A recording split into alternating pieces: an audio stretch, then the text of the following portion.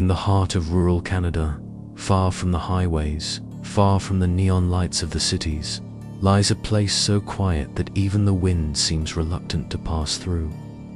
It was the kind of small town where nothing ever happens, or so people believed. Families lived in modest homes, neighbors greeted each other at the local diner, and life followed the rhythm of nature. A place so unremarkable that the outside world barely knew it existed, and yet, beneath its stillness, something unspeakable was about to unfold. It started on an ordinary evening, just like countless others before. The sun had dipped behind the horizon, leaving behind a lingering orange glow. Streetlights flickered on one by one, casting long shadows over empty streets.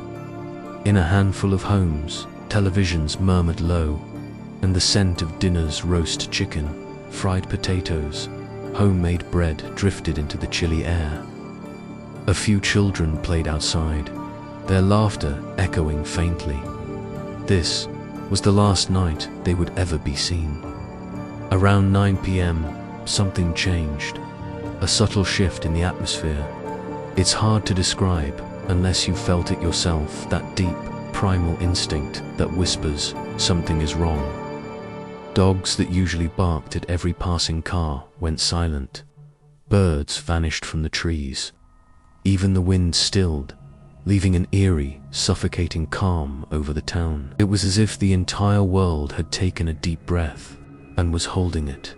Then came the knocks, soft, repetitive, on doors scattered across the neighborhood.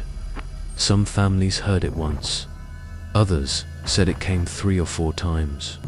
But when they opened the door, there was nothing there, just darkness. A cold air that seemed to crawl into their bones. Some tried to shrug it off, maybe kids playing pranks, maybe the wind, but the unease lingered. By morning, the town had changed forever. Neighbors noticed doors left open, lights still on, and dinners left untouched on kitchen tables. Radios played to no one. Beds were unmade, and yet an almost impossible silence hung over everything. Families were gone. Entire households vanished without a sound. No signs of struggle, no footprints leading away, no witnesses. Just an empty town with the echoes of the night before. When authorities finally arrived, they found over 300 people, missing, gone, as if erased from existence. And the most disturbing part, no one outside the town had heard a thing. There were no emergency calls, no cries for help, only an abandoned village, and one haunting question that would plague investigators for decades. What happened that night in the quiet town of Kothari, and why did no one ever speak about it again? When investigators combed through the empty streets of Kothari, they searched for anything, any clue that could explain the sudden disappearance of over 300 people. Houses were left exactly as they had been the night before. Meals were still warm in some kitchens, as if the families had simply stepped outside for a moment and never returned. But there were no footprints, no tire tracks, no signs of struggle. Then they discovered something that shouldn't have been there. At the far edge of the forest, past a narrow dirt path that twisted between the trees, stood an ancient stone temple. Its walls were covered in vines, half swallowed by the forest, and it radiated a kind of oppressive silence that made the investigators hesitate before stepping closer. Here's the strange part. This temple didn't exist in any government records. Not a single map, registry, or historical archive mentioned it. The team noted that its doors were slightly open, as if inviting them in. Dust and fallen leaves covered the floor, and the air inside was damp and heavy with the scent of decay. In the center, carved into the ground, was a circular stone pattern, almost like a ritual symbol. Around it, they found objects that made the blood run cold. Small personal items, a child's shoe, a broken pair of glasses, and a family photograph, half burned. It was as if the temple had swallowed the village whole. Authorities tried to secure the area, but locals refused to return. In hushed voices, some whispered about an old legend, that the forest was cursed, and a forgotten deity demanded offerings every generation. Skeptics dismissed it as superstition, yet no one could explain the missing people. One officer later admitted that he had the overwhelming sensation that he was being watched, even though the temple was completely empty. Another refused to return after claiming he heard whispers inside, though his colleagues heard nothing. The official report would later state simply, "No evidence of foul play discovered." But off the record, some investigators confessed they believed something inhuman had taken those people and the temple. 2 weeks later, it was gone. When a follow-up team returned, the forest floor showed no trace of the ancient structure. No stones, no foundation, just trees, as if it had never existed. Whatever happened in Kothari, it left no survivors, and no answers. In the days following the disappearance, the nearby villages were thrown into chaos. Fear spread like wildfire. No one wanted to go near Kothari, but the stories started to leak out from the few people who lived on the edges of the forest. They spoke of whispers, soft voices that drifted through the trees at night, speaking in a language that no one recognized. Some said it sounded like chanting. Others swore it was crying. Dogs refused to leave their homes, and birds that had once filled the canopy went silent. One elderly farmer reported that, on the very night of the disappearance, he saw faint lights moving through the forest. Not flashlights, but glowing orbs that floated slowly between the trees. They pulsed as if alive, and then vanished when he tried to get closer. Locals began to recall old warnings, tales passed down through generations, but often dismissed as superstition. One such tale spoke of a forest of borrowed souls, a place where the spirits of the forgotten wander until they claim new life. Few people had ever ventured deep into the woods at night, and those who did rarely returned. The whispers only grew louder in the nights that followed. A group of volunteers, determined to help find survivors, camped just outside Kothari. They never even reached the center of the village. Around 2 a.m., the group radioed back in a panic. They reported hearing footsteps all around them, though thermal cameras showed nothing.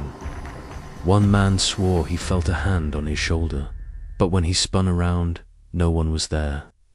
Minutes later, the radios went dead all at once. By sunrise, their camp was empty. Their tents were still standing, their supplies untouched, but the people gone. No screams, no signs of struggle, just silence. Authorities launched yet another search, this time with heavy reinforcements, and found something chilling. Carved into a tree near the abandoned camp was a single message in shaky, uneven letters. Don't listen to them. No fingerprints, no DNA, only that warning and the oppressive sense that the forest itself was watching. The disappearances didn't stop the whispers. If anything, the forest seemed alive, feeding on the fear of anyone who dared get too close. When investigators finally worked up the courage to step into the heart of Kothari, they discovered something that didn't appear on any government map: a temple. It wasn't large, but it radiated an aura that was impossible to ignore, as if the forest itself bent inward around it. The stone structure was cracked and blackened, partially swallowed by roots and moss, like it had been standing there for centuries. But according to all official records, it had never existed. The front gate hung loosely from rusted hinges, and carved into the stone archway were symbols no one could recognize. Some resembled human figures, twisted in impossible shapes. Others looked like open mouths, frozen mid-scream.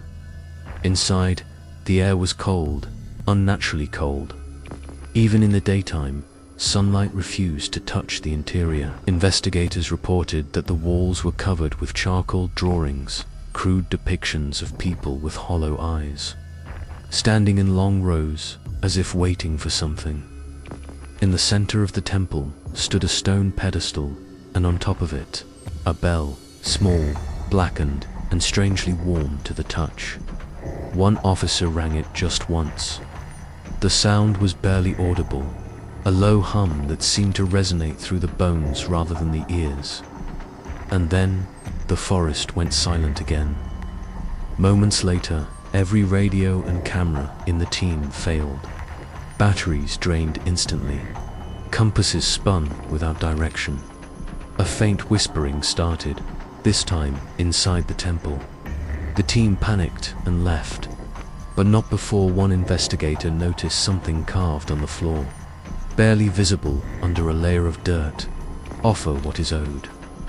No one could explain who carved it or what it meant. But when forensic experts reviewed the footage later, they noticed something even more disturbing.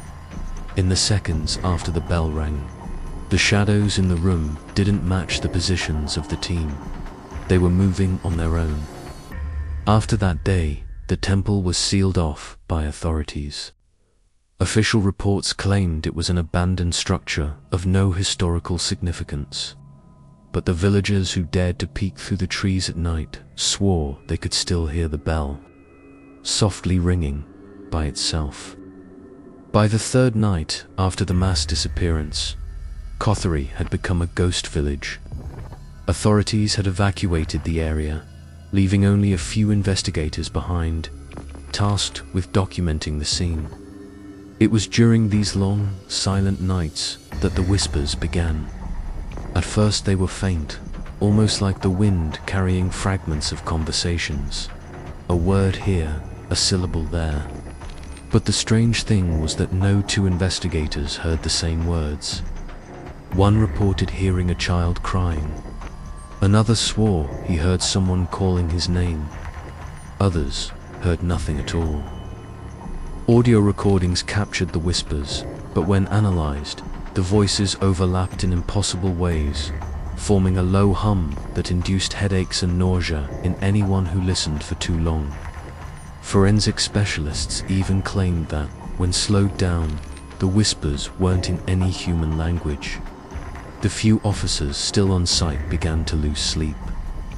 One diary entry recovered later read, "I keep hearing the children outside. But there are no children anymore. I saw one tonight, I think, standing near the old well, but when I shined my flashlight, it was gone." The most disturbing pattern was that the whispers followed certain investigators, even outside the village. A man who quit the case entirely reported hearing them in his own home faint, behind the walls, at 3 a.m. His wife claimed she once saw a figure standing at the end of the hallway, mouth moving silently. No official report mentions this, but internal documents, leaked years later, confirmed that 3 investigators went missing after leaving the case, their homes showing the same eerie signs as the village. Food left uneaten, doors wide open, no signs of struggle, as if Kothari itself had followed them home. Every old village has its center, and for Kothari, that center was an ancient stone well. Locals had whispered for decades that no one should drink from it after sunset. It wasn't superstition alone.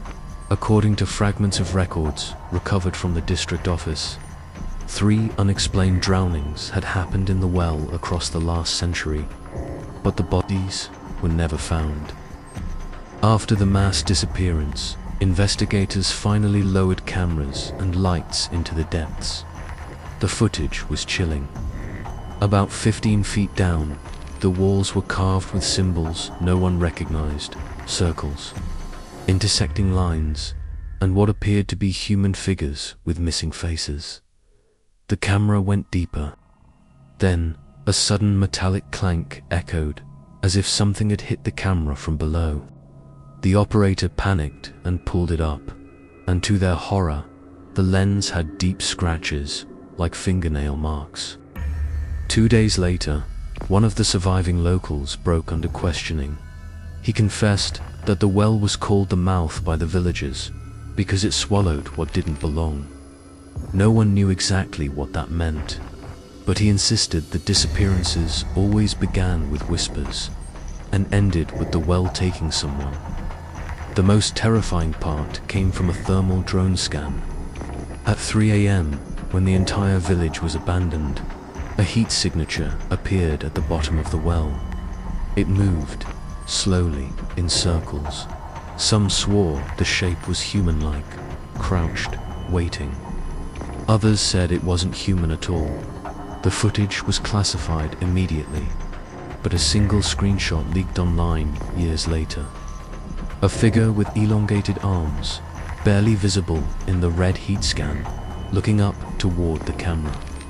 By the third week of the investigation, Kothari was a ghost town.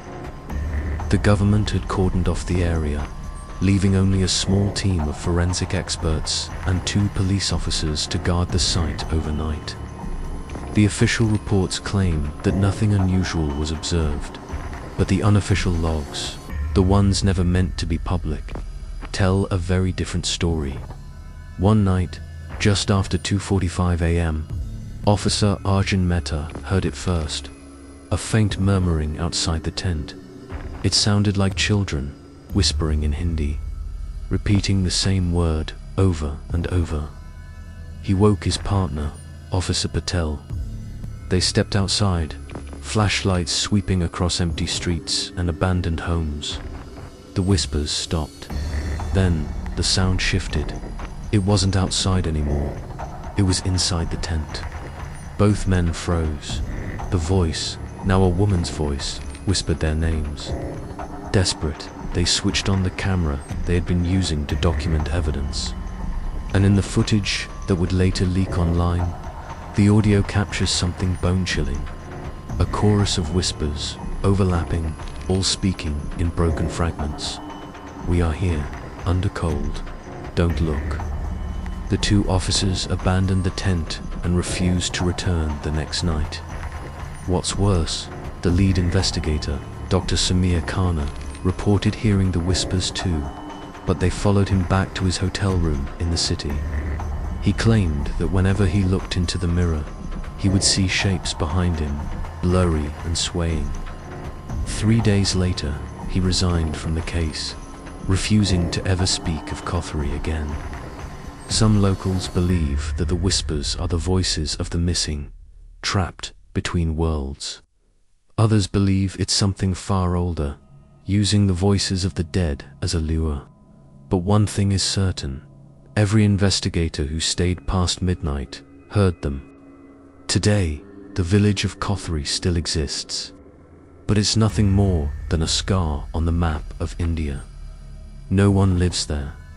No one dares to stay past sunset. Even the wildlife avoids it.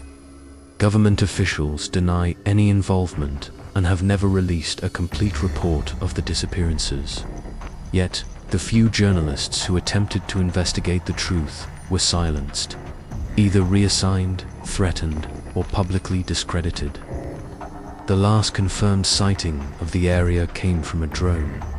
Video uploaded in 2024.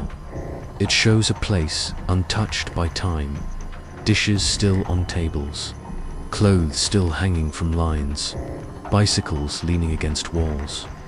But if you look closely, in frame 173, you can see a figure in the doorway of the old temple, just standing there, motionless, watching.